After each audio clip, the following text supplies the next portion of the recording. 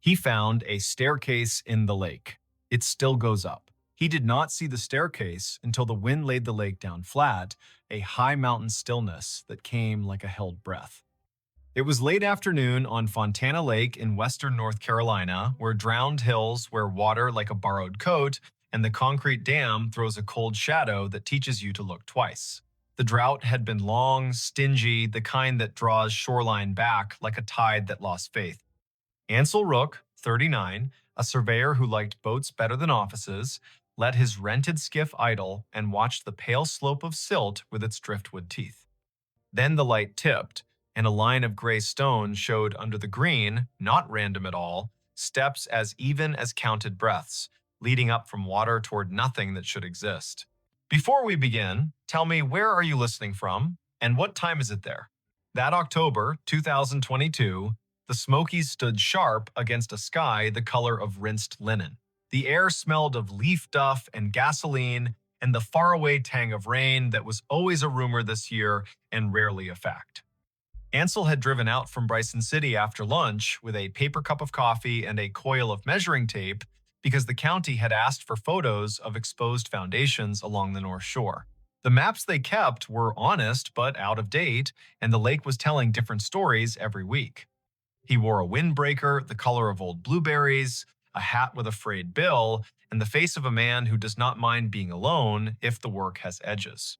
He cut the motor and drifted. The steps began in green water, a little deeper than a tall man's reach, the lake clear enough in that pocket to show the top 3 treads before light blurred into bottle glass.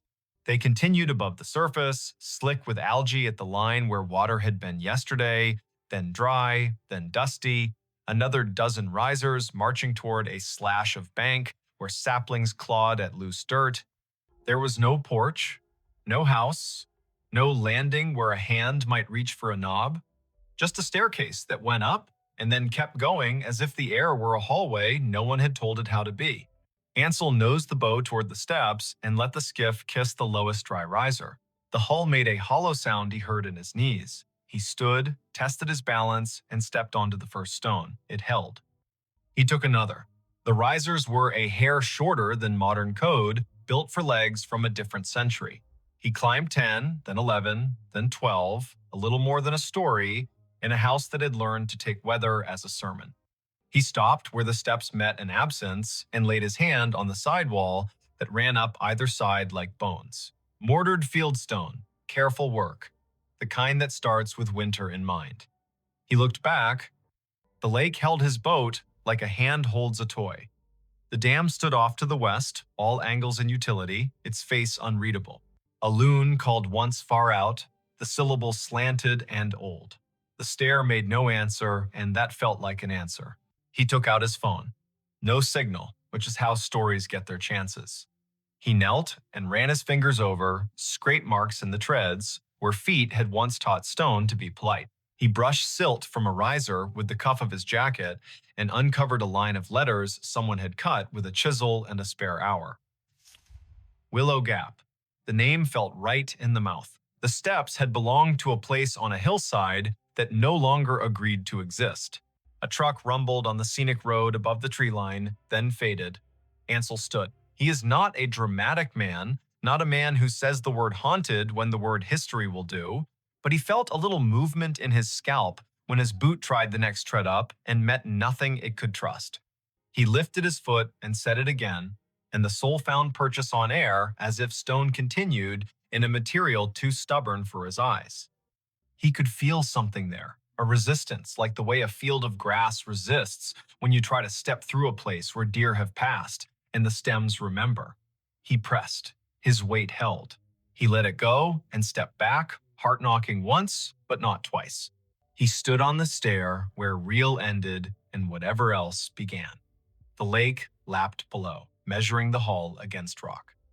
A red maple leaf came down with dignity, landed on the 7th riser, and considered the long work of becoming loam. Ansel took a breath. He is a man who trusts second looks. He took one. The lake belonged to a body of stories people in Bryson City tell clean over pie. When the Tennessee Valley Authority flooded the valley to build the dam in the early 1940s, the town of Proctor had to move. Houses went down to foundations, barns left prints in the earth like giant hands, cemeteries were dug up with care and moved with ceremony, and some say not everything went where it should. On low years, people found stairs and walls, school steps, a chimney with a name carved into a corner stone. On foolish years, people tried to steal the past, and the mud stole them instead. The county kept a list of places not to be brave. Ansel is not brave. He is patient. He walked back down to the skiff and dug out the coil of tape, a pencil, a stack of flagging ribbon. He thought of calling the park office and decided instead to take his measurements first and be useful with facts. He worked the way surveyors work, lengths and levels, muttering figures under his breath in a rhythm that kept the mind from dramatizing. He wrote Willow Gap on a page and underlined it softly with the pencil because the stone had asked.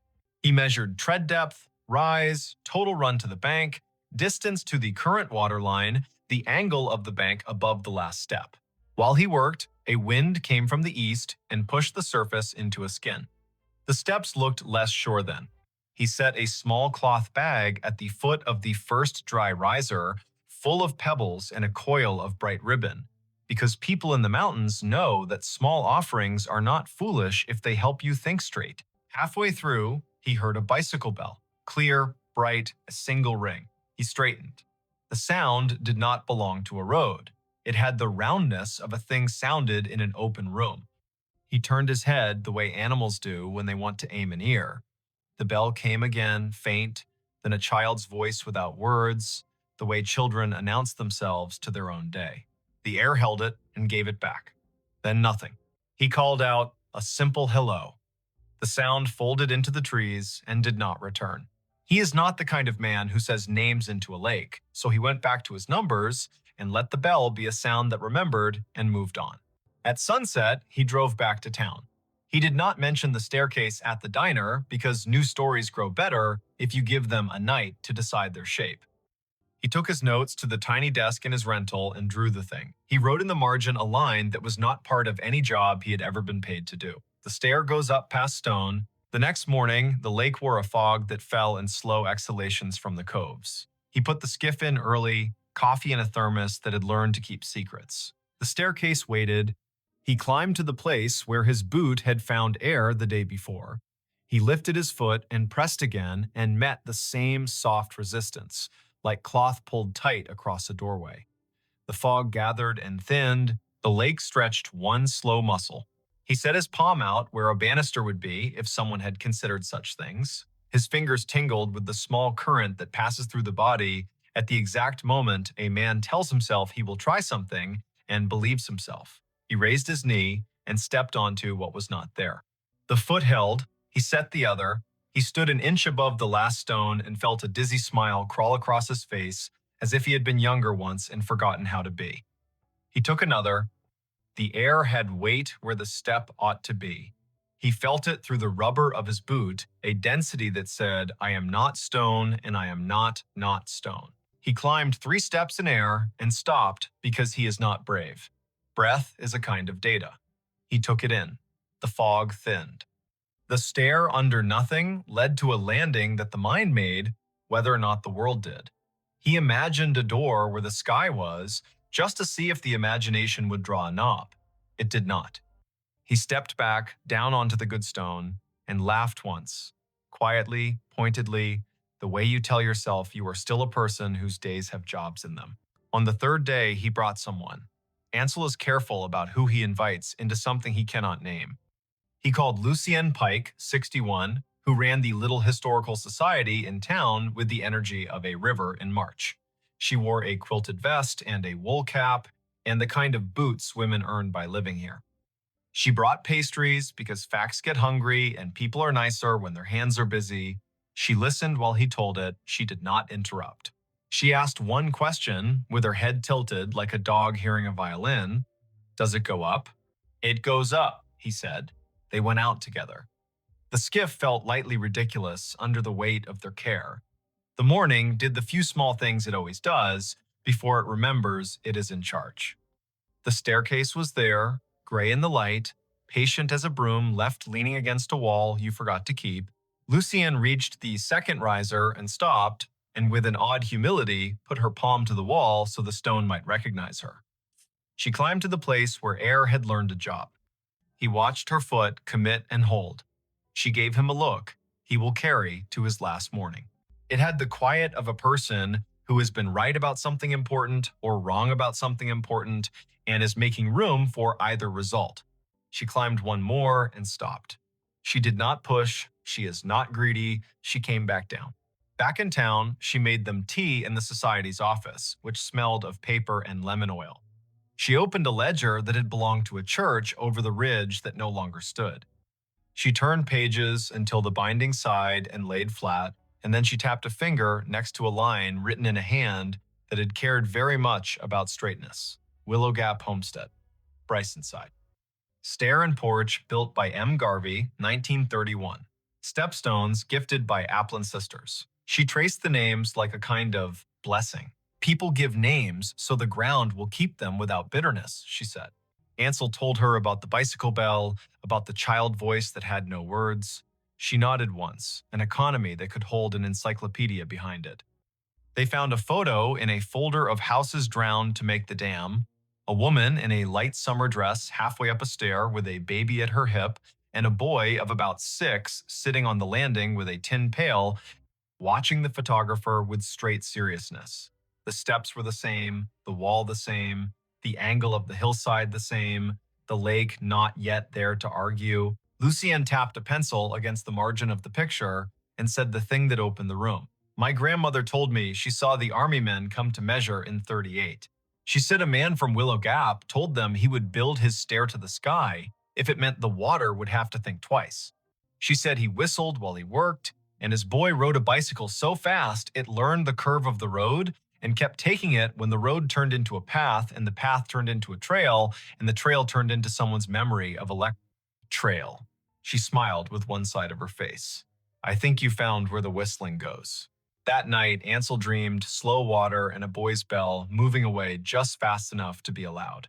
He woke before dawn with rain, finally practicing its lines on the roof. He left the boat on the trailer and took the road along the river to the dam because seeing the thing that made the change is sometimes a cure. The dam looked itself, muscle and worry. Men in hard hats waved the way men wave when their hands are busy with ladders and they still have manners. The sky had put its gray coat back on. The rain lasted 2 full days. The third day broke open into a light that could make a shuttered room reconsider. He took the skiff out at noon. The lake had risen a hand's width and drawn a green lip on the lower steps. He climbed again. The air steps remained, not drowned by a little more water, not meek. He stood on the third invisible tread and spoke toward the place where a door might be. Not loudly, not foolishly. Hello, he said. Then, because the air had made him braver than he ought to be, he added, I can bring your names back to where people can see them. The lake answered the way lakes answer, by being present with everything around them without offering comment. He sat on the 4th stone step and ate the pastry Lucienne had tucked into his pocket as if she had known he would forget to eat. He tried the air with his palm again and felt, for just a fraction of heart rhythm, a shape moved across it that was not his hand at all. The story traveled the way stories travel when they are useful. Not online, not yet. In town, over paper cups, in line at the post office, at the walk-in barber with the fish calendar 3 years behind. People gave him their versions. A woman who remembered a man who remembered seeing a parade of porches floating like rafts past the bend when the first flood came. An old man with a face like a woodcut who said he used to fish off a stone stair when his father was alive, and that if you whistled the tune that man used, you could make the bobber nod. A teacher who had kept a box of rail spikes and marbles found on low years and said she would clean them and bring them by the society office so Lucienne could have them or pretend not to want them like she always did. In late October, with 2 hard frosts behind them, the county asked Ansel to guide a ranger and a structural engineer to the site. They went out in a John boat that carried its own echo. The ranger was a woman named Haynes who wore the park's green like a promise and carried the weight of a radio the way people carry their father's ideas. The engineer was a man with a gentle way of touching old things before speaking ill of them. They stood on the fifth stone step and looked up the ladder of air and did not mock it. The ranger wrote in a book. The engineer crouched and set a level on the second tread and laughed once softly when the bubble centered itself as if the past knew about precision. Haynes asked the question, stories have to survive. Is it dangerous? Ansel shrugged in a way that held 3 chapters. It is dangerous the way memory is dangerous, he said. It makes people want to keep climbing. It is dangerous the way stairs are when you forget you have a body with limits. It is not dangerous the way an alligator is or a bar fight. They set 3 stakes in the bank and tied flagging ribbon between, a line that told people who had to approach that someone else had been wise before them. Haynes asked for a sign, the simple kind that reads caution and does not attempt poetry. Ansel offered to come and keep an eye some afternoons when he had work nearby. She wrote his cell number in her book and tucked the pencil behind her ear in a way his mother would have liked. In early November, a fog rolled in low and forgot to leave. The lake became a page erased and written over, erased again. School buses turned their lights on at noon. The mountain that wears the dam as a decoration hid its fine line. Ansel kept away because the fog makes men do things they forgive themselves for later, and a man ought to reduce his opportunities for forgiveness if he can. On the first clear morning after, he went out early and found 2 objects on the 4th stone step that could not have gotten there by falling. A bicycle bell, rusted but round, the striker frozen in a kind of kindness, and a tin pail, the exact wrong size for anything useful, dented where a boy might have clapped it to make the sound bigger. He touched neither. He sat down. He greeted them with his breath in line, the way you greet animals that have decided to be near you. At 10, Lucienne arrived with a thermos and 2 paper cups and the sort of force field that keeps good men from doing dumb things for no reason. She looked at the bell and the pail and did not pretend not to see them. She took photos that did not flatter the light and said the names in the ledger once. Lowe, Garvey, Applin, Willow Gap. She did not say a boy, she did not say a child. She put her hand on the sidewall and looked up the line of air with the plain candor of someone who has shored up more shelves than emotions and understands both. You can coax a story, she said, but not yank it.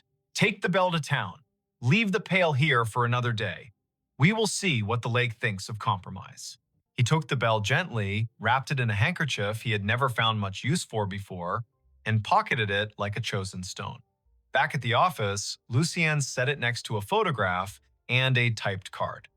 Bicycle bell recovered from Willow Gap Stair, fall of 22, likely pre-flood artifact. On the card, a second line in pencil for people who read too fast. The stair goes up.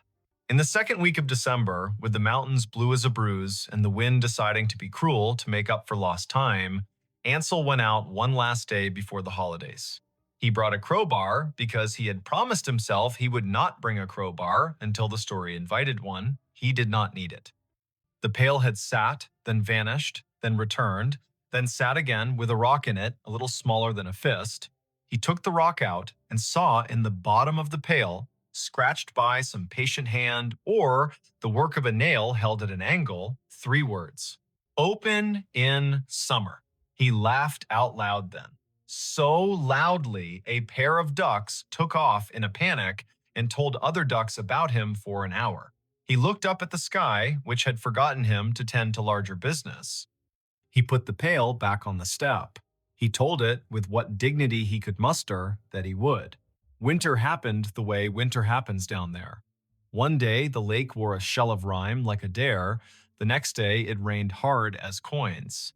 Ansel worked a road job in the next county and came home tired to soup and a radio with the news that would not stop wishing it were better. He sent Lucienne postcards from 2 counties over with sketches of culverts no one needed, and she mailed him back photocopies of ledger pages with red pencil underlines that made more sense than his own arrows. By late June, the water had climbed enough to lick at the 3rd riser and cover the 1st. The air above the invisible steps still felt like fabric pulled tight by a careful hand. School let out, and visitors came with coolers and the need to float and forget. Haynes put the sign back up twice. Ansel sat on the eighth stone step more than once and told people kindly that there was nothing up there for them unless they had time to spare and patience to listen. A few listened, most did not. No one fell, which felt like a policy. On a hot Monday, when thunderheads built tall and polite to the south and forgot to arrive, he took the pail and set it in his lap and used the crowbar not as a pry, but as a weight. He eased the thin tin sides apart where they had been pinched back over the lip like a secret. Inside, he found folded oilcloth, soft as a worn glove. Inside that, a photograph no larger than his palm, and a strip of paper with a line that looked like a prayer until he read it, and it felt like a list. The photograph showed the stair as it had been before the lake, the woman in summer dress and the baby at her hip, and the boy with the pail, sitting with a seriousness that has no word in English. The man who must be M. Garvey stood 2 steps down, hat in hand, as if introducing the stairs to whoever had the camera. Behind them, the ridge wore its trees in a confidence the mountains teach. On the back, in careful letters, someone had written, "So you remember how we looked when the water was a rumor." The strip of paper held one long sentence. When they came with clipboards, he whistled the tune about willow leaves and said he'd build the stair to the sky because steps are a kind of truth and the water would have to climb over the truth if it wanted to drown the house. There were names then, 3, the kind that drop out of families and get picked up by strangers who treat them right. He folded the strip back into the oilcloth and put all of it into the pail and set it on the step because the story belonged to the stair more than it belonged to him. In August, a lightning storm chewed on the dam and left it as it had found it. In September, a girl with a blue braid and a polka dot dress climbed the real stone steps and stood at the place where air did its work and played a penny whistle softly, 3 notes, and then a run. Her grandmother sat on the second step and wiped her cheeks with a tissue she pretended was for sweat. Lucienne watched from the bank with a composure she had purchased fairly over years of deciding when to speak and when to file. Haynes wrote a note in her book that read in an unsentimental hand, "Leave space here." The last time Ansel went before the rains came back for real, he climbed onto the 3rd invisible tread and set his palm out at the height of a child's head. He did not feel breath. He felt pressure. A small, exact pressure like the world confirming a measurement you would have sworn was off by just enough to drive you mad. He closed his eyes and saw the boy on the landing with the pail and the bell. He saw a woman take the last 2 steps at a practical pace, baby on hip. He saw a man look out at a hillside that had just become a lake and refuse to let the stair be anything but stairs. He opened his eyes, and the lake went on being a lake. There is not a larger lesson he can give you from this, except the one he wrote in the margin of his notebook after the 2nd week, a sentence he did not quite understand then and understands in the small of his back now. Not everything drowned. Some things learn to keep their shape in the air and wait for your foot. If you go to Fontana when the water is down and the wind minds its manners, you can find the stair if you ask the right person and you promise not to hurry. It will be there the way durable things are there, honest about their age, unwilling to entertain your stunts. You can put your boot on the 3rd step and feel something that does not owe you an explanation hold you anyway. You can look up at the sky and decide there is a door or decide there isn't, and the stair will permit either decision. You can listen for a bicycle bell and you may hear a loon instead, and that will be enough. If you tell the story afterward, tell it the way lakes prefer, with pauses, with dates spoken out loud so the years remember they are not just numbers, with names because names weigh the right things down. Say Willow Gap, say Garvey, say Applin, say a boy, though the paper does not give him to you. Say a woman moving with a baby on her hip and a list in her head and a refusal to shame the stairs with panic. Say a man who whistled a leaf tune and believed in steps the way people believe in scripture, not as decoration, but as an instruction on how to move the body when the body wants to quit. And if you find yourself on a day when the wind drops and the water stills, and you are offered the choice to test a step that does not belong to stone, ask your breath first. Make it even. Set your palm where a rail would be. Put your weight down like a promise. If it holds, climb one and stop. The air prefers people who do not need to conquer it to feel tall. Leave something small on the 5th step. A ribbon, a marble, A bell that waited in a drawer too long. Walk back down and let the day close the drawer. The stair will keep going up whether you are there to witness the miracle of plain persistence or not. That is how some things survive the flood. They decide to be their own house. They decide to be the part of the house you cannot drown. The dorm room that kept getting warmer every night. The first night she noticed it, the heat felt like a mistake rather than a message. Early September in Ohio, a Sunday that leaned into Monday, the kind of campus night when cicadas buzz like old streetlights and the dorm's brick walls hold the afternoon sun just long enough to be nostalgic. Isolde Marin unrolled a thrifted rug that smelled faintly of cedar, set two plants on the windowsill like green punctuation, and lay back on the narrow bed under the hum of a fan that tried hard and failed. Sutter Hall, room 412, fourth floor. End of the hall. The radiator beneath the window ticked its polite little ticks. Her phone read 78 inside, while the weather app swore 68 outside. Before we begin, tell me where are you listening from and what time is it there? The year was 2018. Move-in had been a week of book stacks, cardboard cuts, and names learned in bursts that evaporated by dinner. Isolde's major was urban studies with a minor in printmaking because maps and ink made sense even when people did not. Her roommate, a sophomore transfer named Mairead Klein, arrived with a battered cello case and the posture of someone who had done 3 summers of lifeguarding and was still listening for whistles. Their RA, Bram Delaney, wore a lanyard like a badge and kindness like a habit. The floor smelled like laundry pods and slice and bake cookies. The building smelled like every Midwestern dorm built in the 1970s, a blend of cinder block, old varnish, and the ghost of burnt popcorn. That first night, Isolde pushed the window up 2 inches. The sash stuck, then relented with a groan that sounded like the word careful. She fell asleep to a parking lot lullaby and woke at 2:19 with her neck damp. The fan had not changed. The room had. The little thermometer clipped to her backpack strap said 81. She turned the fan higher. The blades shouted their small capacity. She kicked the blanket down and slept again like a person auditioning for rest. Monday, the heat drifted earlier, 10:47. A wave across her ankles first, then knees, then a slow embrace that felt like a crowded bus in July. She checked the radiator. Cold metal. She put her palm on the cinder block, on the window glass, on the closet door. Nothing from those shapes admitted guilt.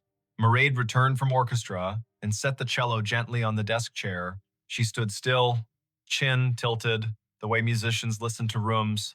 "Do you feel that?" she asked. "It keeps getting warmer after midnight," Isolde said. "The building probably overcorrects, day cools down, system lags, night gets weird." Mairead nodded. "I fell asleep during rehearsal last winter in a practice room. Woke drenched. Found out the steam had backfed into a silent radiator. You could hear it in the walls if you pressed your ear." They both pressed their ears to the dorm wall. The cinder block offered a polite shush, the way libraries used to. No steam, no hiss, just the slow drum of a building's heart.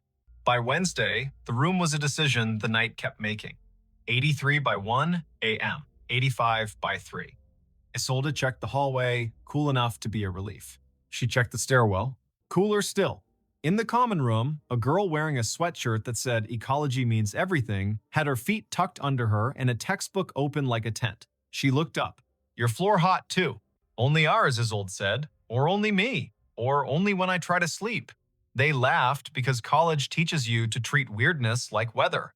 You comment, you adapt, you set one more fan on the windowsill and call it a life. Thursday brought a storm that argued with the city for hours. A late summer brawl of heat and lightning. The power hiccuped and then recovered. The building hummed. At 2 a.m., the room hung heavy. Isolde slid out of bed, walked to the window, and pressed her forehead to the screen, as if the night owed her an apology. Far below, a maintenance cart whispered along the service road. She saw the driver's hat and his careful hands. She did not see the face. She told herself the heat felt personal only because you cannot argue with a building and win. By Saturday, the temperature games had found a schedule. 9:58, a nudge. 11:30, a hand on the small of the back. 1:12, the sensation of standing too close to an open oven.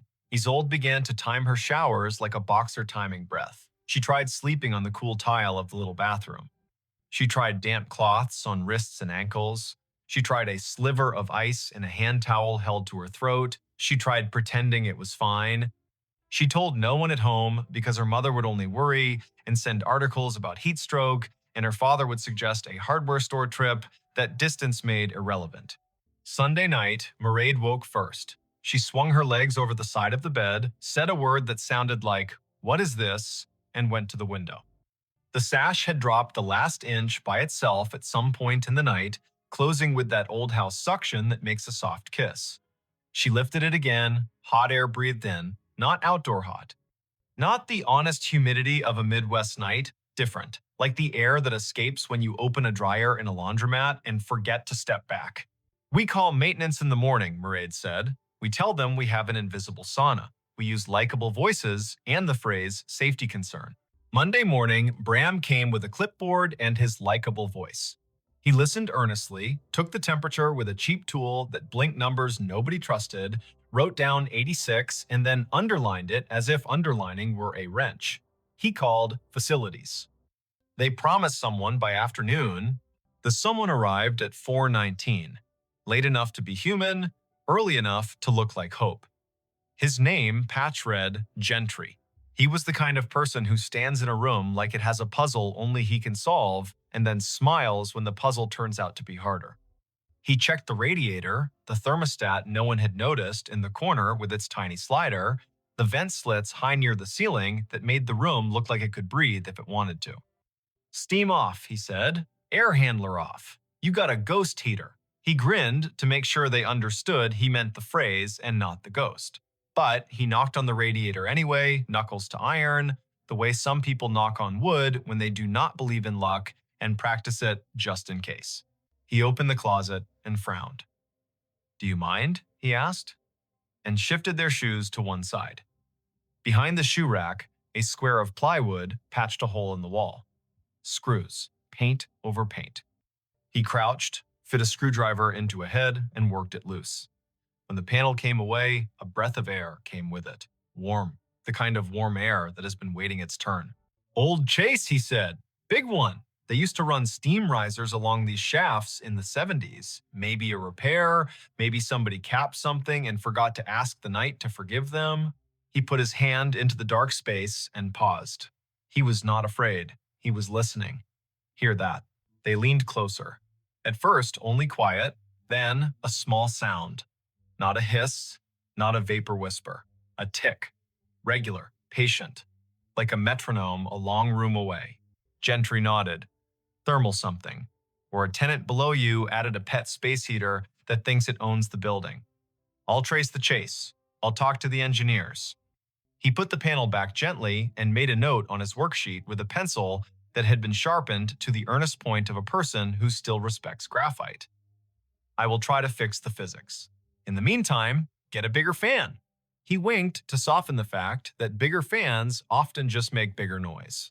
They bought another fan anyway. They bought clips to hold the window higher. They bought ice in the deli and wrapped it in a towel like a patient. Still, Knight insisted. Isolde began keeping a notebook. It was a habit from a summer job shelving returns. Titles, times, temperatures. Notes that sounded like weather reports written by a poet with a bad sense of humor. The dorm ate the cool at 1:18. The bed felt like a cast iron pan that had forgotten it was retired. I dreamed of a field on fire with no flame. She started staying up with the heat to see if it would reveal its reason. She did readings in the hall where the air felt borderline normal. She ate popsicles and pretended it was study fuel. She took walks at 2 and saw the campus under its other mask. A place of slow bikes and glowing vending machines, and a custodian humming while polishing a floor into a lake.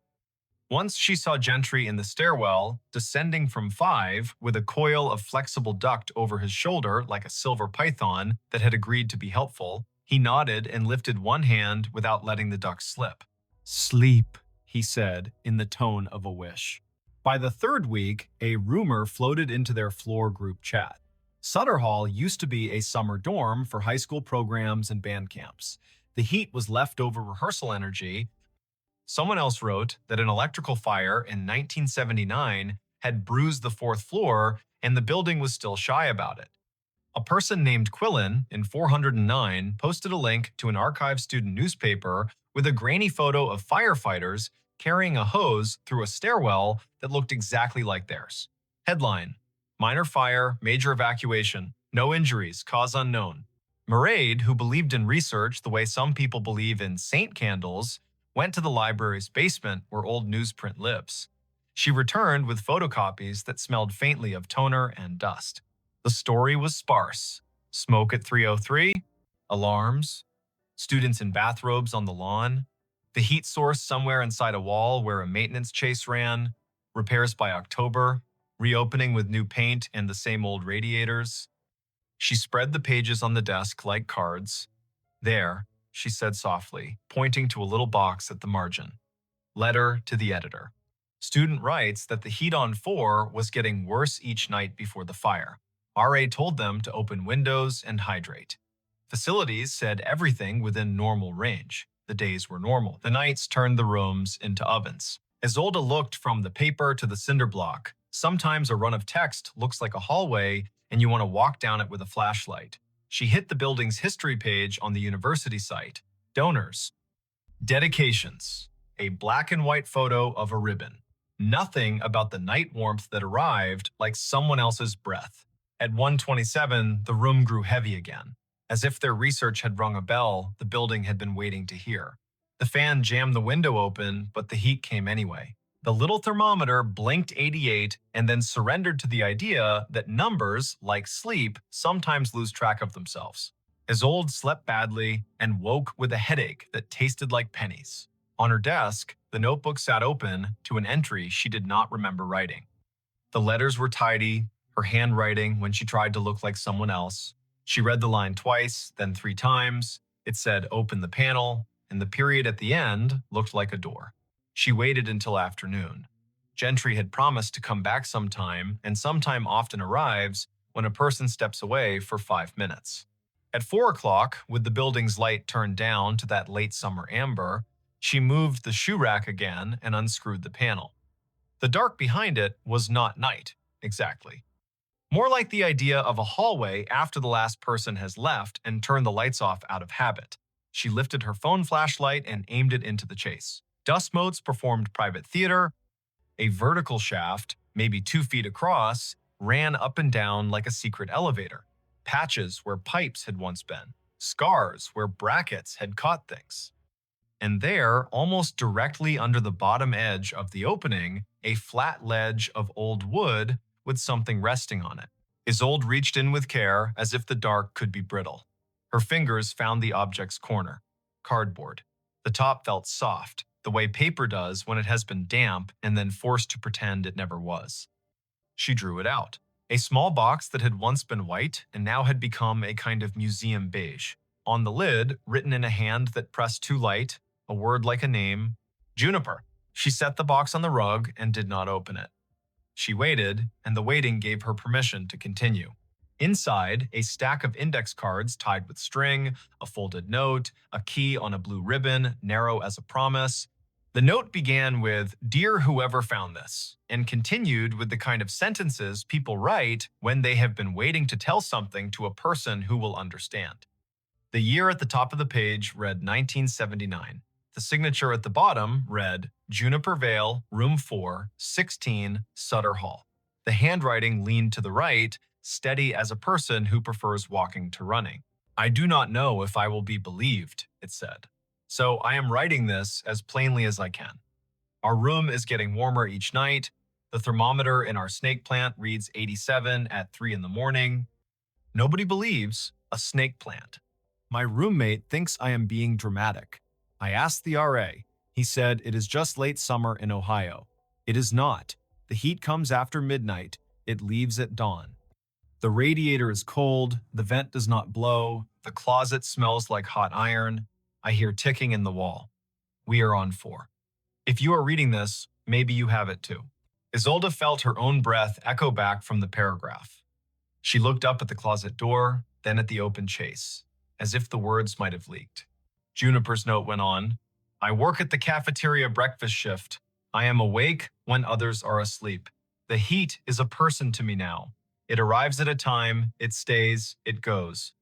I tried to leave the window open, and the sash slid down. I propped it with a book, the book fell, then the window closed by itself. I am not saying a ghost. I am saying something else has a habit here. In case this is useful to you, I am also leaving these. Inside the library's bound journals, someone wrote about a fire on this floor long ago, and then someone else took the page out. I copied what I could before they did. The key is to a storage cabinet in the basement of this building. There are boxes there the staff say are theirs. The key works for the green cabinet that has a dent like a fist. I did not take anything because I got scared. Maybe you will not be. If no one else believes you, I do. I believe you enough to hide this where the building keeps its secrets. If I am wrong, throw this away. If I am right, find what the staff do not talk about. Do not forget to sleep. That is where your spine remembers its job. Mairead came in from rehearsal and stopped when she saw the open panel, the box, the pages laid like a small altar. She sank to the floor and read with both hands pressed flat against the rug as if to steady the words. "We have to find the cabinet," she said, voice quiet like church. "We have to ask Bram to not ask questions." Bram did ask questions because that is also the RA's job. When he saw the note and the box and the panel, he bent his head. He was not a superstitious person, only a person who had worked 3 summers as a camp counselor and learned that buildings hold mood the way lakes hold wind. "I can get you into the basement," he said. "I will walk away from the door and hum loudly so that if anyone asks me what I was doing, I can say I was humming. You will be fast." The basement under Sutter was everything a basement should be. Cool as forgiveness, damp as a memory kept by concrete. The hall shone a soft yellow that made everything look like a faded photograph. Green cabinets lined one wall. The third from the end had a dent like a fist.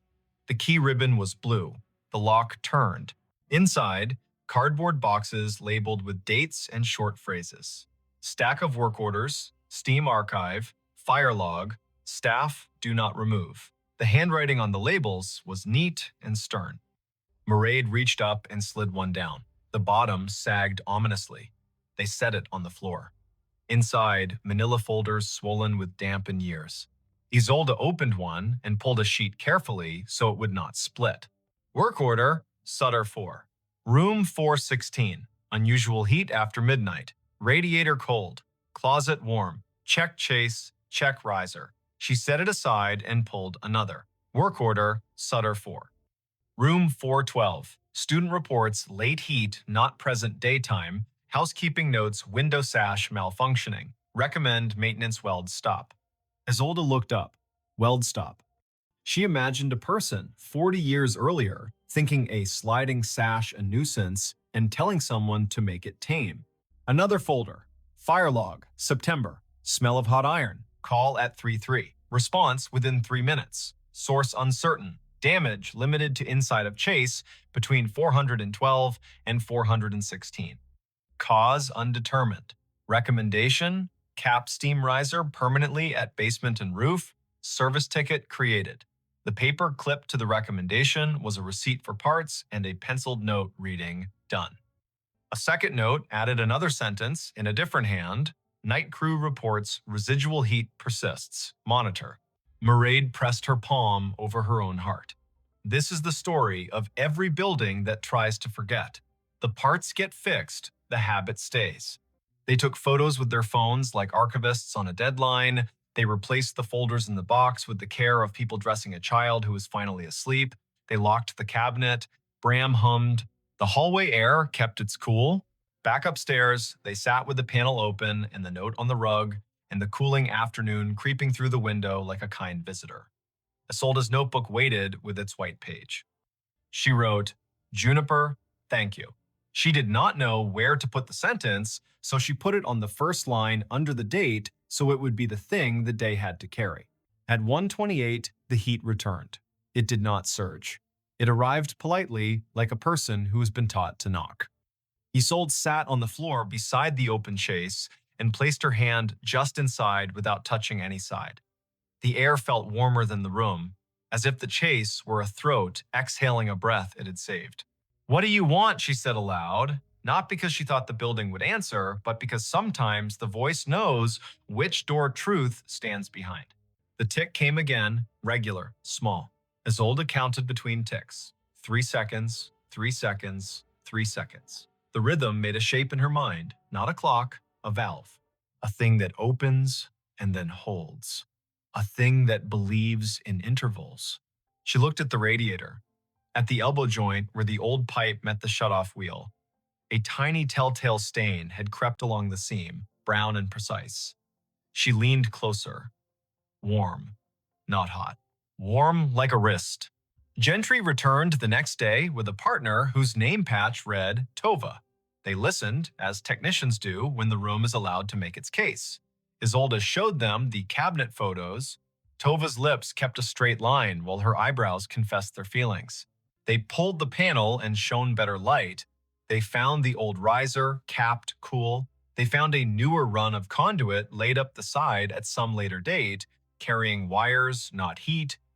They found insulation collapsed onto itself like old cake. They found nothing that pointed to a flame or a hiss.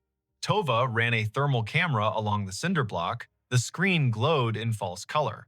A vertical stripe warmer than its neighbors lay behind the closet and the head of the bed. Not red, not danger, yellow shading into orange. Residual, Gentry said, could be heat migrating from a lower source, could be a hot water loop bringing showers to the floor below with more enthusiasm than planned. But the loop below doesn't run at 3 in the morning, Tova said. She had the nap schedule of the building memorized. She pointed to the thermal stripe. This is a habit. They scheduled a shutdown for the following night, midnight to 4. The building would sigh and then sleep while they opened valves and listened for the kind of silence that tells the truth. Bram knocked on doors and posted signs. The girls in Ecology Means Everything, Sweats, groaned about showers and then agreed. The fourth floor exhaled in a collective okay. At 12:12, the pump slowed. The fan in 412 made its small, brave wind. The window held at 3 inches with 2 clips like a pair of loyal hands. At 1:27, the room still warmed. Not as high, not as fast, but enough to say, I am here. Isolde sat on the rug and pressed her shoulder to the closet wall. She closed her eyes so hearing could be her only job. She heard the tick. She heard Myreed's breath even. She heard, outside, a late skateboard roll between classes like a drum. And she heard, very faint and not from the chase at all, a tone. Not a pipe, not a fan, not foreseeable. A note, caught and held. Then gone. She opened her eyes. Mairead was looking at her with a musician's gaze. You heard it too. What is it? Isolde asked. A harmonic. The kind you get when a sympathetic thing vibrates because its friend is nearby. She touched the cello case. Instruments do it, rooms do it, bodies do it when they are convinced. She stood, walked to the bookshelf, lifted a glass of water, and set it on the radiator. The surface quivered. A ripple. A second one. The pattern of the tick. Mairead tuned by memory and sang a single, low pitch, almost under her breath. A hum that could have been mistaken for a thought. The glass shivered. The tick in the wall danced out of step, then found her beat, then stilled as if listening, then returned. What if, she said quietly, all this is sound pretending to be heat? Isolde did not laugh. She had learned the month prior that grief can pretend to be a quiz grade and hunger can pretend to be impatience. Why not sound pretending to be heat? She ran her palm along the cinder block, then placed it flat and left it. A warmth answered. The next day was October 1st. Campus wore flannel and pretended it had always loved cinnamon. Facilities sent an email with the subject line Steam Update that promised further investigation and patience. The fourth floor shared a thread of remedies and rituals. Bowls of ice, mist bottles, wet socks trick, floor naps. No one suggested sage. Someone suggested prayer with a grin that did not deny its usefulness. That night, the heat arrived like a smaller animal. 81, 82, a steady hold at 83. Manageable if you learned how. Isolde placed the glass on the radiator again, turned off the fans, and waited for quiet to settle where it belongs. Mairead sang once, twice, and stopped. The glass's ripples slowed. The tick shifted to the far side of the closet. A draft found her ankles like a cat checking for attention. The room listened back. They made it through October with methods that would have looked ridiculous out of context and were ordinary inside it. They slept with wet towels folded like scarves. They studied in the hall and accepted that their room had been reclassified as a place you prepared to enter rather than a place you lived. They kept the panel off. They learned to say thank you to cool mornings and to say aloud the promise to return before night put its hand on the doorknob. One evening, after a storm blew leaves against the window like letters trying to enter, Bram knocked and leaned in. "Facilities found something," he said. "You want to come see?" The invitation sounded like a friend offering to show you where a magic trick hides its thread. In the basement, Tova stood beside the building's old heart, piping like veins, valves like knuckles, tags tied with string, naming parts from an era that believed names mattered. She pointed to a run that disappeared into the wall beneath, where 412 would stand above them. Here, a capped branch, not steam, an old electrical conduit bypassed years ago. It sits next to a hot water loop. When the loop runs heavy during evening showers, it warms the conduit and then the chase. The chase carries that warmth upward. At night, when the loop cycles to keep the building from feeling abandoned, the warmth lingers. The panel in your closet became the mouth of it. A small chimney with no smoke. Gentry tapped the conduit with his knuckle. You could call it physics, you could also call it habit. Either is the right answer. They installed insulation around the conduit. They added an air brake in the chase so warmth would stop treating the wall like a ladder. They replaced the window's stiff cords so the sash would consent to stay where a human asked it to stay. They promised it would help. They did not promise everything. It helped. The nights cooled to numbers that looked like decimals instead of pronouncements. 77. 76 when the wind took an interest. Isolde slept without wet towels. She still woke at 1:27 once, for no reason except the body's loyalty to former alarms. She lay there and listened. The room made its old house noises. Outside, snow rehearsed far away and then gave up. She fell asleep, mouthing the word juniper the way a person mouths the name of a bus stop, to remember where to get off next time. November brought a letter. Real paper, wiggle of ink, the return address, for a dorm across campus, Reed Hall. Inside, 2 sentences in a tidy hand. I found your note in the basement box when Bram fetched more tape for door decorations. My aunt's name was Juniper Vale. She lived in Sutter in 1979. I have a photo of her in front of a radiator holding a cup of tea and laughing like the tea was a joke. Thank you for believing her. Signed, Quillen Vale, room 305. Isolde wrote back. She wrote about the cabinet and the boxes and the way the building had tried to forget. Quillen wrote again with a copy of the photo. Juniper looked like someone who would hide a note and trust the future. Hair gathered in a bandana, eyes practicing mischief. The radiator behind her, upright as a soldier that had decided to sit. Finals arrived like weather that had been announced for weeks and still surprised everyone. Mairead spent long hours in the practice rooms, bow rising and falling like a small boat riding out a swell. Isolde finished a printmaking project of 14 little maps of Sutter Hall. She gave the stairwells names. She drew the 4th floor twice, once by day, once by night. She printed in blue and rust. She added a tiny red dot where their closet panel sat like a secret door. She titled the piece, Heat Rises, Then Cool Heads. On the last night before winter break, they propped the door open and played a playlist of songs that sounded like leaving without saying goodbye. Their neighbors drifted in. Cups of cocoa. A plate of cookies that looked store-bought and tasted like grief in the shape of sugar.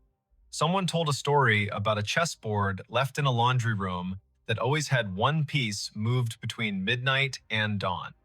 Someone else told a story about a campus fountain that ran warm all winter like a stubborn rumor. They laughed easily because relief had come. Before midnight, Bram stood in the doorway with his clipboard and a tired smile and said, "Thank you for not setting anything on fire this semester," which is a low bar that feels high after October. Isolde slept early and woke with the feeling of being watched in a kind way. She rolled over and looked at the open panel. The chase breathed a soft, neutral air. She whispered the habit of her thanks the way some people say grace. For the cool, for the note, for the way buildings hold hands with the people who listen. In January, when the term began again and the air cut like paper, the room behaved. The radiator learned its job when asked. The night stopped bringing heat like a dare. The panel stayed off anyway. They left it open not because they liked the view of a dark shaft, but because some doors, once discovered, should not be forced to forget they can open. One night in late February, when snow made a tidy line along the windowsill and the hall smelled like wool and wet boots, Mairead tuned and held a low note the way a person can hold a breath when they want the person across from them to finish their thought. The glass on the radiator did not ripple, the tick did not come. She let the note go, she smiled. Habit broken, she said, and then added, or perhaps trained. Spring came in fits of joy and apology. Sutter Hall turned quiet, then loud, then quiet again. Finals chalked the sidewalks with equations and wishes. On the last afternoon before move-out, Gentry and Tova came by with a work order that did not need signatures. "We are capping the chase permanently," Tova said. "Not the kind of permanent that forgets. The kind that leaves a note for the next person." Gentry nodded at the open panel. "Leave it if you want, we're not offended." He tapped the cinder block once with his knuckle and said, "Thanks for telling us. We need buildings to snitch on us. Otherwise, we fix the wrong things." They closed their boxes. They took the plants off the sill. They rolled the rug into a new shape. Bram signed their checkout forms with a flourish. In the hall, Isolde taped one last paper to the wall at eye level between 412 and 416. Not a manifesto, not a myth, a map. She had printed 2 copies. The little red dot, the words, "If your room gets warmer every night, you are not dramatic and you are not alone." The panel in the closet is held by 4 screws. Please listen for the tick. Please go to the basement cabinet with the green dent. And please, sleep. Your spine remembers its job when you do. She signed it tiny, just initials, because the story did not belong to her alone. Years later, when she would sleep in cities with windows that sealed shut and air that arrived by command, she would sometimes wake at 1:27 and rest her palm against the wall. Habit. Memory. A check-in with the building around her. She would feel the honest cool of drywall. She would hear the thrum of someone's TV 3 floors down, or a neighbor's late laugh, and think, heat pretended to be sound, then sound pretended to be heat, and we learned to name what was ours to name.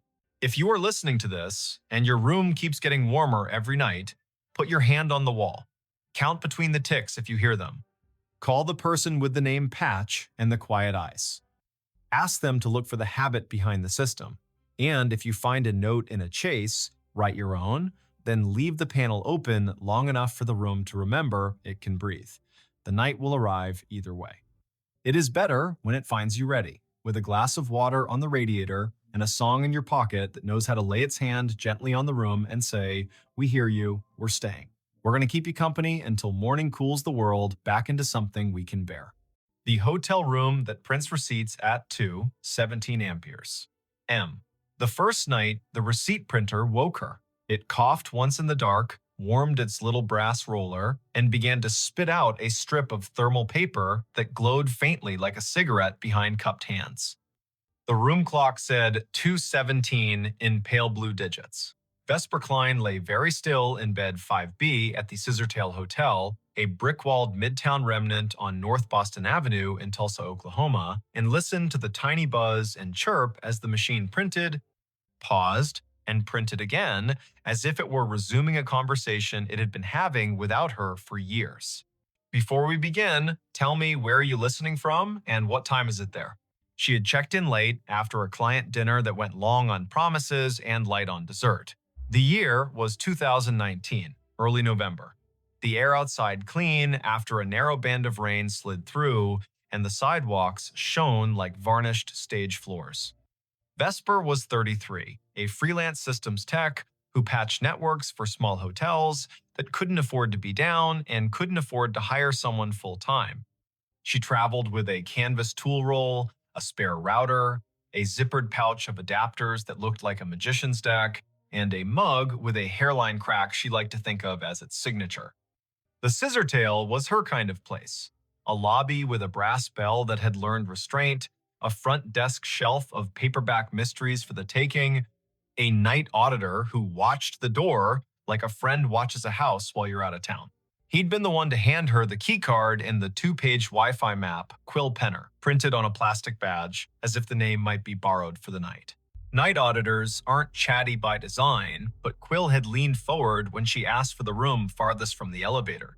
He'd said 5B is quiet most of the time, then paused, weighing whether to add something. He didn't. He pointed at the coffee station and said, "The cinnamon packets are the good ones." The printer sat on the desk under the window, small and stubborn, the kind of ticket machine you see in diners and old theaters. No USB cable trailed from it, which made Vesper grin in the dark because devices without visible leashes are both a challenge and a dare. The narrow receipt paper advanced in 2-inch bursts.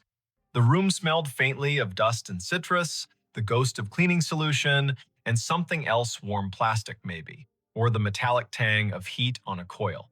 She slid out of bed, toes finding the rug, shoulders remembering every winter morning she had reached for her hoodie before her thoughts.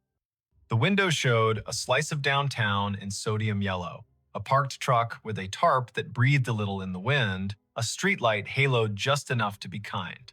She stood over the printer and watched it work. The top of the fresh strip read guest ledger at the margin, then a line of text that made her blink.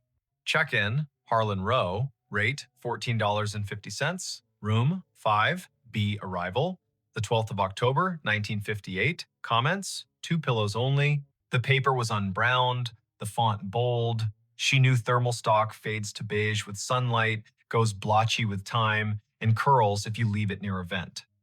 This looked new, but the data was from a year you had to say out loud to make it believable. The printer hummed again and produced another line.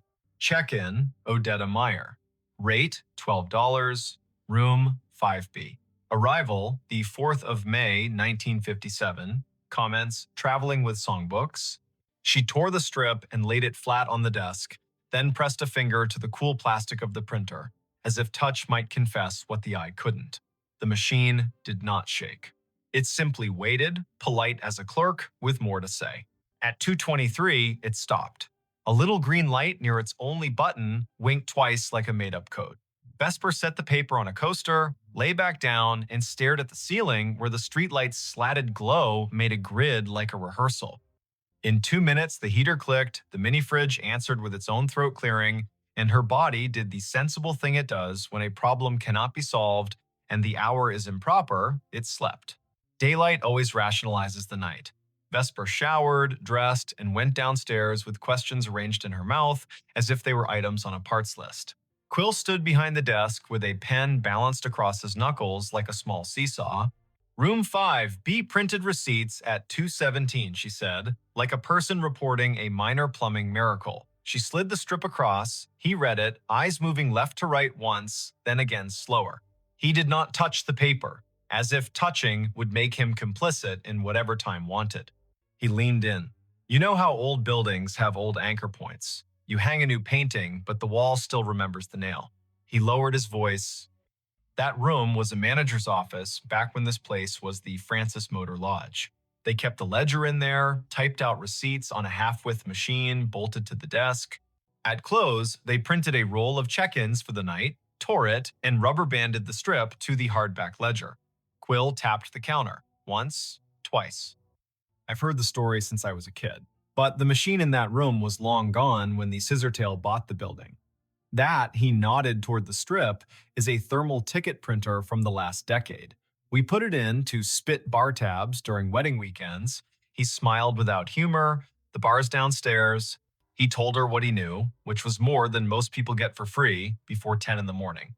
2 nights a month, irregular but stubborn, the printer in 5B came alive at 2:17 and printed names from when the room was an office, and the office took cash, and the cash came with a handshake, and sometimes a song. Housekeeping had tried unplugging it, but the little machine held on to its paper and its green light like a dog holds a ball. Engineering had replaced it with a new unit. The new unit learned the trick too, as if the wire in the wall had a voice. Once, a manager put the printer in another room. It printed in the other room. At 2:17, Vesper asked the question an auditor would ask, why 2:17? Quill lifted a shoulder. Night audit on the old system rolled at 2. The manager, a woman named Adelaine Merritt, he wrote in her diary, he gestured toward the wall where black and white photos of the old Francis hung in frames. The audit took 17 minutes most nights because the room charge calculation was slow. He winked, a habit to soften hard edges. That's what the Haunted History Tour says, anyway. My grandmother worked housekeeping here in the 60s. She said Adelaine was the kind of woman who could silence a room by looking at a clock. Quill slid the strip back to Vesper. I don't put much stock in anything that prints on its own. But I don't stay in 5B either. She laughed, but softly. I'm the right kind of superstitious, she said, the kind that believes in loose cables and also in writing down names. She folded the strip, tucked it in her notebook, and promised the front desk a stronger signal on the north wing by supper. Work made the morning sensible. Vesper crawled into the equipment closet on 5, balanced her laptop on an inverted bucket, and watched packets move in tidy lines across her screen. The Scissortails network roamed like a polite guess slow if you needed it to be fast. Fast if you weren't asking. She pushed a firmware update, tuned channel widths, stood on a chair to re-angle a ceiling antenna the way you point your head to listen better. Lunch came from a food truck with a chalkboard menu and a line that made the air smell like cilantro and good intentions. She ate on the loading dock, the sun finding her cheekbones and telling her to stop worrying about things no one pays you to worry about. The second night, the printer coughed at 2:17 on the dot. The room's clock, which she had not trusted since it flashed 12:12 after she plugged her phone charger, matched her wristwatch exactly. The printed strip listed names, again, 5 this time, each with a rate that made the era plain. Miguel Corrado, Della and Sten Bay, Bellamy H. Cross, Traveling Sales, G. Whitlow. The comments field sometimes added a phrase that felt like a quotation. Traveling with songbooks, baby sleeps light, keep the radio low. She tore the strip and laid it beside the previous one. The heater ticked its approval. She sat cross-legged on the rug, laptop open, the printer's power cord draped across her thigh. If it's a room ghost, she murmured, it should ignore me. If it's a network ghost, I may as well listen. Her laptop saw the printer as a simple thing on the subnet, a networked ticket device with a default login and a queue history that should have been empty and wasn't. Vesper scrolled.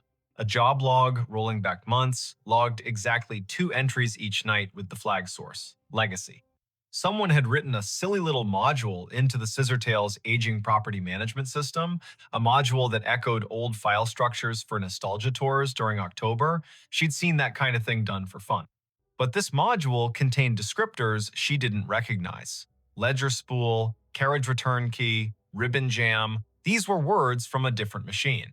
The audit program triggered at 2. The ghost queue called itself at 2:17. She checked where it pointed.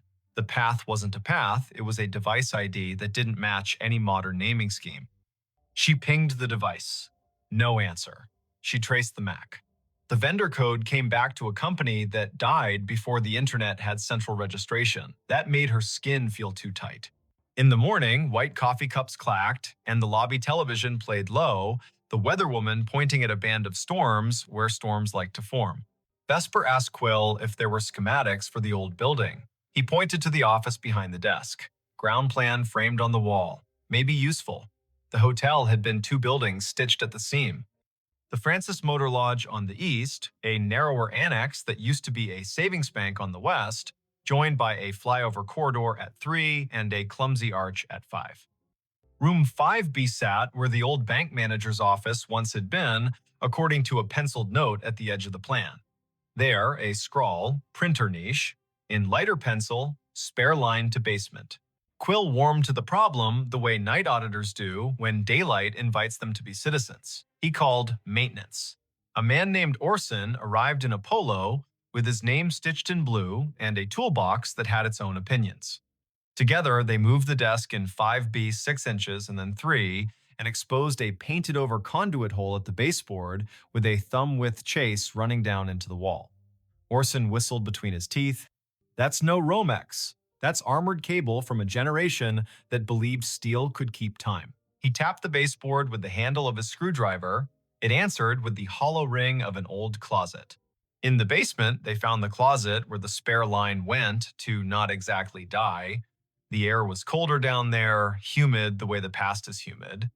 A metal cabinet stood against the wall, padlocked, a gray panel humming like a neighbor practicing scales.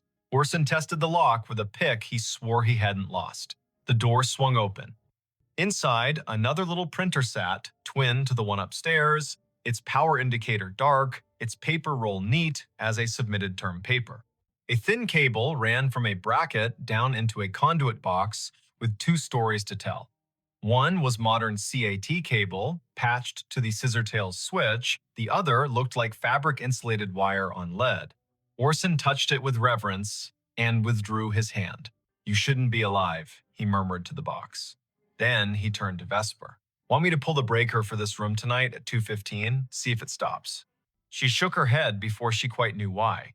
The motion felt rude.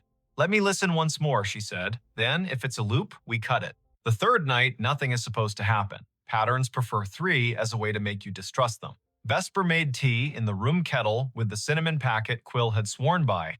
She texted her brother a photo of the printer and a caption that read, "Haunted Bar Bill." And he sent back the shrug emoji that meant, "I love you, but weirdness is your brand." At 2:17, the printer began, but this time the sound rode a breath of air cold enough to raise her arm's small hairs. She stood close enough for the paper to curl against her knuckles and read each line as it arrived. Check-in, Adelaine Merritt. Rate, comp, room, 5B. Arrival, the 12th of October, 1958. Comments, night audit. She reached for the strip and her fingers trembled, mildly, like a person handed the microphone at a small funeral. The machine whirred without printing for a count of 6, then resumed, the font just a touch lighter. Check-in, Quince Palmer. Rate, $9.50. Room, 309. Arrival, the 12th of October, 1958. Comments, meeting at dawn. The room held its usual choir, fridge, heater, hallway, ice machine. 2 turns down, but behind it all, she heard a soft clicking. Not printer, not clock. Keys. The slow press and release of typewriter keys. Somewhere not in the room and not far enough away. She froze, because freezing is a way of letting more senses work. Her body made itself a listening instrument. The keys whispered. Again, 3 strokes. Pause. 2. The printer spit a final line. End of ledger. Prepared by A. Merritt. Time, 2:17 amperes, M. Vesper did what the body asks. She sat on the bed with the strip in her lap and waited for her breath to level. It did. The heater ticked, the fridge purred, the typewriter stopped pretending, the sound folded itself up and slid under the door. She slept because being a person who works with systems means you've learned to stack your fear on a shelf when there's nothing urgent to do with it. Morning turned the printer into a device again. She took the strip down to the desk. Quill stared at the word comp and the name he had heard his grandmother say on summer porches when the heat wanted out of the day. He asked to borrow the strip to show his manager, a woman with the fast walk gait of someone who plans 2 days all the time. The manager's name was Letha Croft, and she looked at the strip like a problem that could be solved with a memo. She was polite and firm. "We have tours on Fridays for the people who want goosebumps," she said. "We prefer to keep the goosebumps from rewriting our Google reviews." Vesper smiled, a tight little smile that said, "I won't post, I don't do that work, I just want to know what the wire knows." Letha sighed.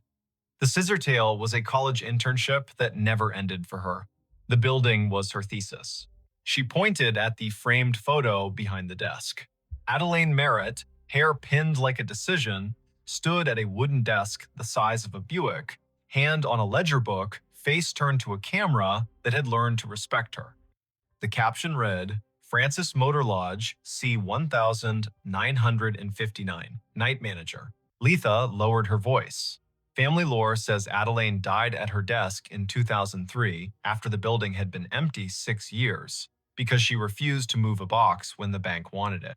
The family had the key to the back door from the old days. She snuck in sometimes to straighten things that did not require her. A neighbor saw her light. By the time anyone checked, the coffee had gone cold, and she'd written the date on a yellow legal pad with a line under it, like an anchor. I don't know if the story is true. I do know names have a way of using rooms until you say them out loud, and then they rest.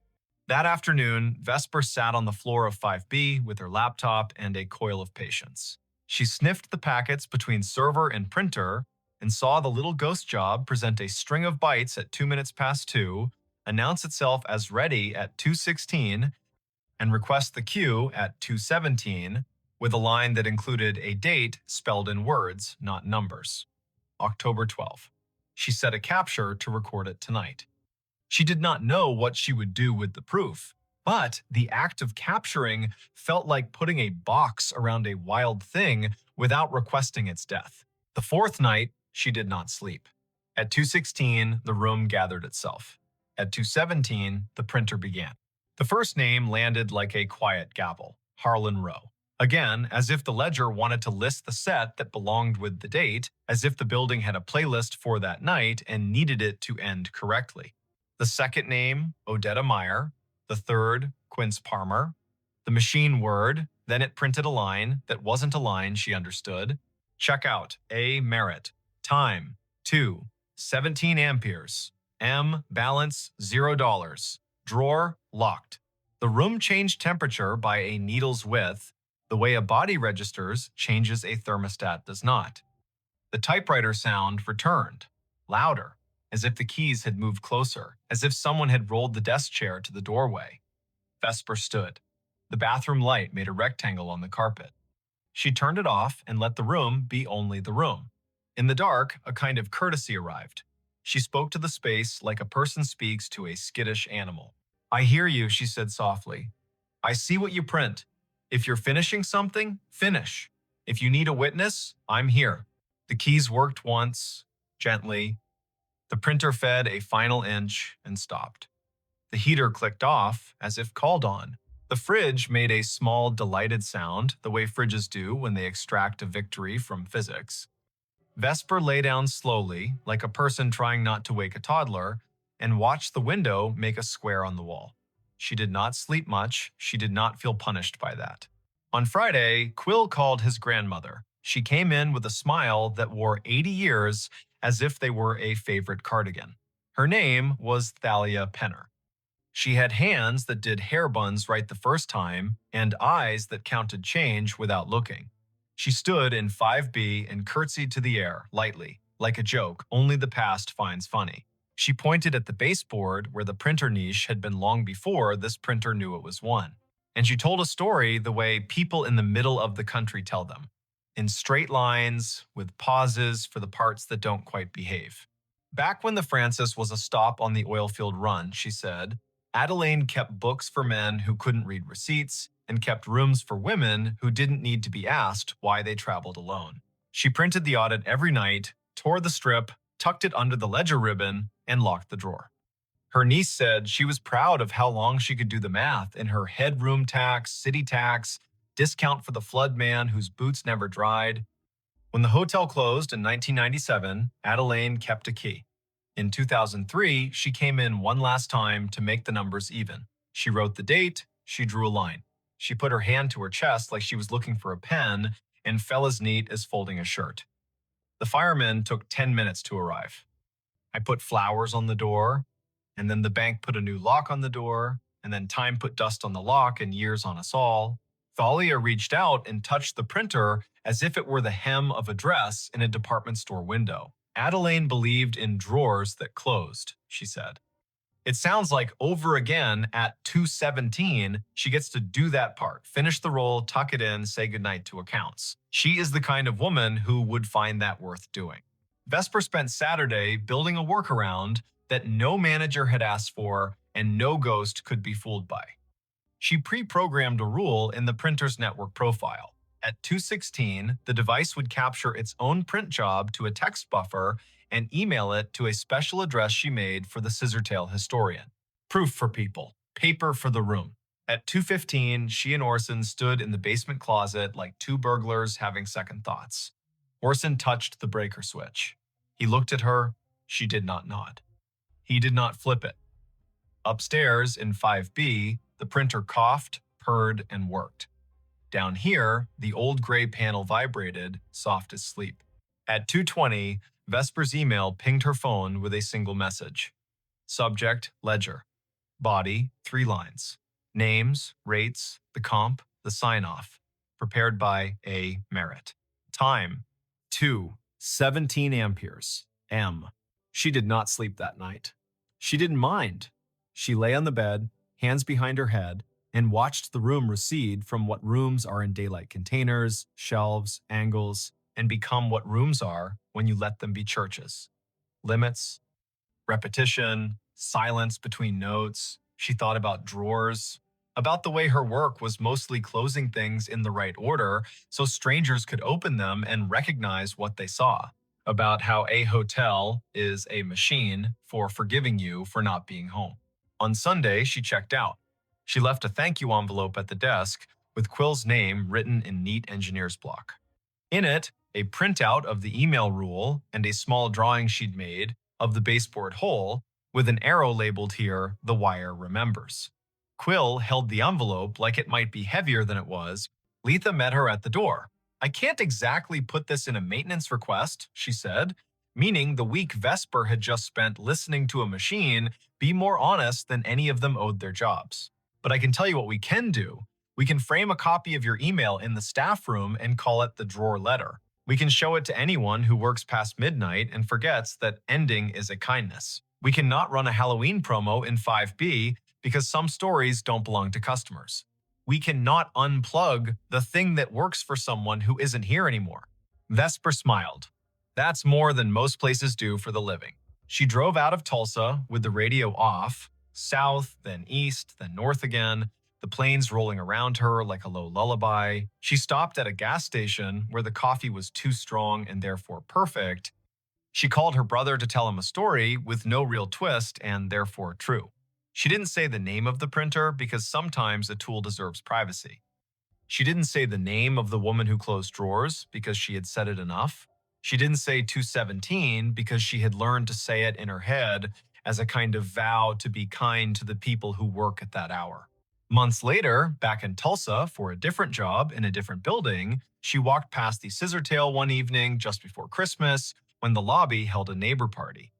A small tree wore strands of tickets in place of garland bar tabs printed for fun, red inked with dates and little notes in flare pen script. Quill waved from the desk, a Santa hat angled to keep his dignity. Letha stood by the fireplace talking to a city inspector whose expression said he had learned to sleep at last. On the stair, a woman in her 50s, adjusting an ugly sweater, looked at Vesper in that way strangers sometimes look at one another, as if they had agreed to be in the same hallway before they were born. Vesper stopped in for a minute. She drank cider from a paper cup. She left before anyone could ask for a funny story with a good ending. She slept at a chain hotel by the interstate where the printer in the lobby spat bills for bottled water and where midnight meant nothing in particular. At 2:17, she woke and smiled at the ceiling, not because any machine had called to her, but because she had trained her body to stand witness for a time that belongs to other people. She poured water into a glass and listened to the small sound it made when it met the bottom, hollow turning to full. She said the name she had been given as if returning a borrowed book. She slept again. If you ever find yourself in a hotel room and a device on the desk prints at a time that sounds like a secret, do what Vesper did. Don't yank the cord. Don't film it for the internet like proof is a currency and this is your chance to spend. Sit up, put your feet on the rug, read the names if names arrive. If you can, make a rule that gives the living something to hold a copy, a note, an email to a person whose job is to remember. Then, let the room have its paper. Let the drawer close. Say thank you to the time that isn't yours. The night staff everywhere will feel it like a hand they don't have to see. And if you must know, it goes like this. The little green light winks, the paper unfurls. The names Harlan, Odetta, Quince, Adelaine roll by, small and austere and whole. The room changes by a breath, the heater stands down, the fridge on duty hums, the typewriter in the wall or the idea of a typewriter slides one last carriage to the right, and returns. The drawer locks. The ledger for that one night balances again. You will not have been asked to fix anything. You will not have been asked to believe. You will have been asked to witness. A job that counts. When dawn smears light along the window, when the city yawns and rolls, when the night auditor hands the keys back to daytime and goes home to sleep in a room with a plant that knows their voice, you will have been part of the smooth that makes this complicated world possible. Somewhere, a printer coughs once more, polite as always, and waits another 24 hours to do what it knows on the dot without apology. If, later, someone asks why a small hotel on North Boston Avenue keeps a finicky old ticket machine in a room that could rent for $2 more without it, you can say this. Not every device has to justify itself in money.